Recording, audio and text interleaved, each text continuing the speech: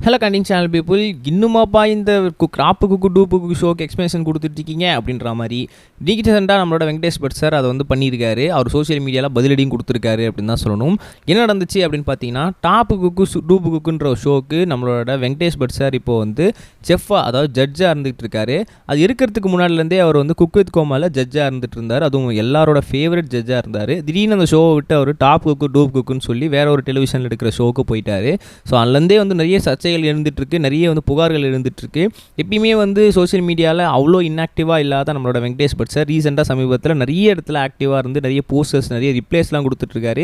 Comment செக்ஷனும் அவ்வளோ பிஸியாக வந்து ஃபாலோ பண்ணிகிட்டு இருக்காரு. அப்படி இருக்கும் சமயத்தில் திடீர்னு வந்து வெங்கடேஷ் பட் சாருக்கு ஒரு கேள்வி கேட்கப்பட்டிருக்கு. அதுக்கு வந்து தடாலடியாக பதில் கொடுத்துருக்காரு. அவர் என்ன சொல்லியிருக்காருன்றதை இந்த வீடியோவில் எக்ஸ்பிளைன் பண்ணுறேன், வாங்க அவன் ட்ராவல் பண்ணிக்கலாம்.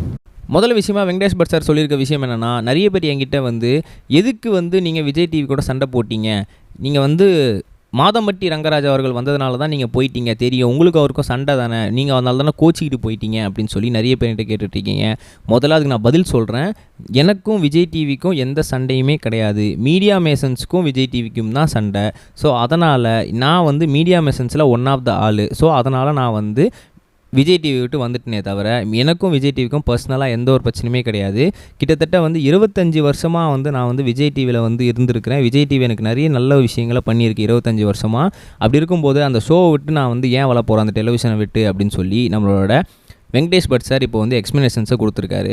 அது மட்டும் இல்லாமல் மாதம்பட்டி ரங்கராஜ் அவர்கள் வந்ததுனால தான் நீங்கள் வந்துட்டீங்களா, அவருக்கும் உங்களுக்கும் ஏதோ பரம்பரை சண்டை மாதிரி நிறைய பேர் சொல்லிக்கிட்டு இருக்கீங்க. அந்த மாதிரிலாம் சுத்தமாக கிடையாதுங்க. அந்த மனுஷன் எனக்கு ரொம்ப நாளாகவே தெரியும். அவர் வந்து ஒரு இந்த மாதிரி ஃபுட் இண்டஸ்ட்ரியில் அவங்க அப்பா தொழிலை அப்படியே எடுத்து பண்ணிகிட்டு இருக்காரு. அந்த மாதிரி பண்ணுறது ரொம்ப ஒரு கஷ்டமான விஷயம், அந்த பேரை காப்பாற்றுறது. அதை அவர் பண்ணுறாருன்னும் போதே எனக்கு ரொம்பவே சந்தோஷமாக இருந்துச்சு. பரவாயில்ல, ரொம்ப சூப்பராக அதை வந்து ஹேண்டில் பண்ணி ரொம்பவே செமையாக பண்ணிக்கிட்டு இருக்காருன்னு சொல்லி.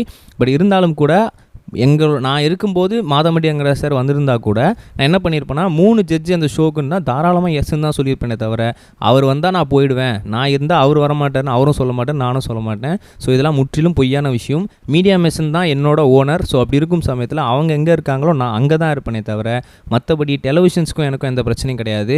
பட் இருந்தாலும் கூட விஜய் டிவிக்கும் எனக்கும் பிரச்சனை இல்லை. ஆனால் அவங்க திருப்பி என்ன இங்கே வந்துருங்க அப்படின்னு கூப்பிட்டா நான் போக மாட்டேன், ஏன்னா நான் மீடியா மெஷன்ஸ் கூட தான் இருப்பேன் அப்படின்னு சொல்லி வெங்கடேஷ் பட் சார் இப்போ வந்து எல்லாத்துக்கும் பதிலடி கொடுத்துருக்காரு. ஸோ இனிமேலும் இந்த சர்ச்சைகள்லாம் எதுவும் வராது, அவருக்கு யாரும் வந்து மெசேஜ் பண்ணி வந்து எதுவும் பண்ண மாட்டாங்க அப்படின்னு சொல்லி நம்புகிறோம் அப்படின்னு சொல்லி அவருமே சொல்லியிருக்காரு.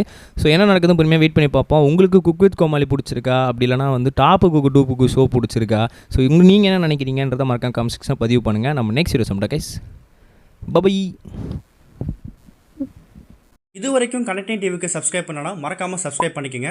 உடனடி அப்டேட்ஸ் பெறுவதற்கு நோட்டிஃபிகேஷன் பெல்லையும் கிளிக் பண்ணிக்கங்க.